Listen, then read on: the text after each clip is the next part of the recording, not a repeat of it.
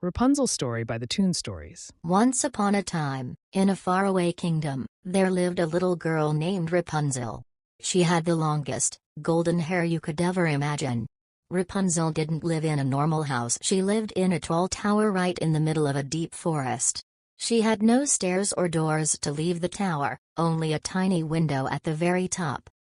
Every day, Rapunzel would look out of her window and dream of the world outside. She loved to sing and paint, and her songs were so beautiful that sometimes the birds would come close just to listen. Even though her days were full of little joys, Rapunzel was lonely.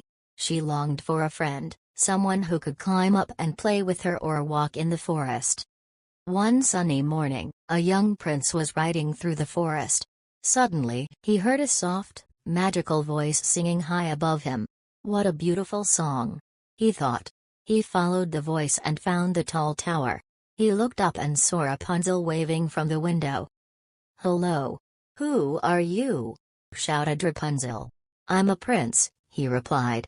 "I heard your singing from the forest and had to see who it was." From that day on, the prince visited Rapunzel every day.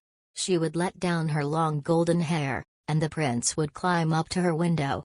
They talked, laughed, and became best friends. But Rapunzel wanted more than visits. She wanted to see the world beyond the tower. The prince promised to help her escape safely. One morning, Rapunzel let her hair down, and together they climbed down the tower. As they explored the forest, Rapunzel saw flowers, rivers, and animals she had only dreamed about. She felt free and happy for the first time. The prince showed her the castle, and soon Rapunzel moved in to live with him.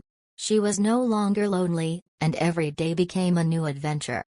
And so, Rapunzel lived happily ever after, singing, playing, and exploring the world with her new friend the prince. The end.